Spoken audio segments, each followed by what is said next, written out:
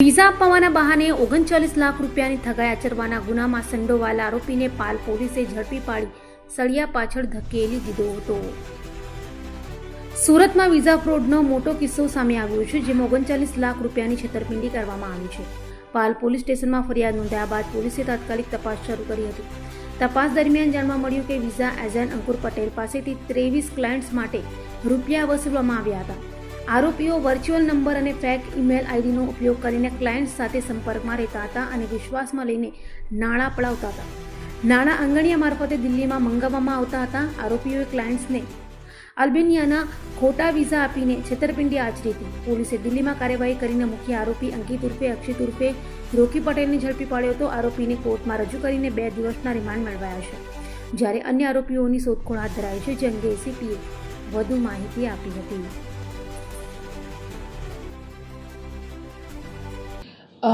ગત દિવસમાં પાલ પોલીસ સ્ટેશનની અંદર એક ફરિયાદી દ્વારા વિઝા ફ્રોડની એક ફરિયાદ મળેલ હતી, જે અંગે પોલીસે તપાસ હાથ ધરેલ હતી અને ત્યારબાદ સાયબર ક્રાઇમનો વિઝા ફ્રોડનો ગુનો નોંધીને આગળની કાર્યવાહી પાલ પોલીસ દ્વારા કરવામાં આવેલ હતી।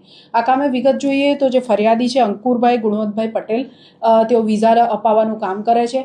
તેઓની સાથે થોડા ગત વર્ષમાં એક વ્યક્તિએ વર્ચ્યુઅલ નંબરથી વાત કરીને પોતે વિઝા લોકોને અપાવવાનું કામ કરતો હોવાનું જણાવીને એમની પાસેથી અલગ અલગ સમયે આંગળિયા દિલ્હી ખાતે કરાવીને 39 લાખ રૂપિયા જેટલી મોટી રકમ 23 ક્લાયન્ટ માટે પડાવી લીધેલ હતી।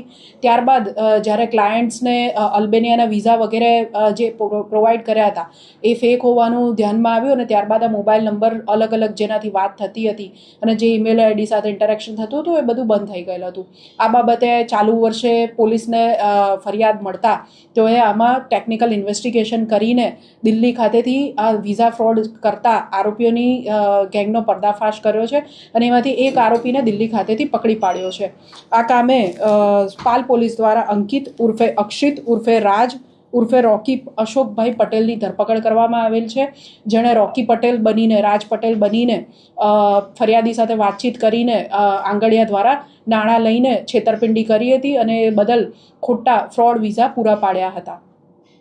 આ કામે જ્યારે પાલ પોલીસ દિલ્હી પહોંચી ત્યારે આ આરોપીને અંદાજો હતો કે પોતે અગાઉ આવા ફ્રોડ આચરેલ છે, જેથી તેણે જે જગ્યાએથી આ બધી કામગીરી તે કરતો હતો પોતાના ઘરેથી, એ ઘર પણ એણે થોડા દિવસો પહેલાં ખાલી કરી નાખ્યું હતું, પરંતુ પાલ પોલીસે સમય સંજોગ જોઈ અને ત્યાં ગાડી જે આજુબાજુ જે રિસોર્સિસ મળ્યા એના આધારે ખૂબ મહેનત કરીને પણ એના જે નવા સરનામે વગેરે પહોંચીને ટ્રિક્સ વાપરીને પણ એને પકડી પાડેલ છે। હાલ આરોપી રિમાન્ડ હેઠળ છે અને 2 દિવસના રિમાન્ડ મેળવવામાં આવેલ છે।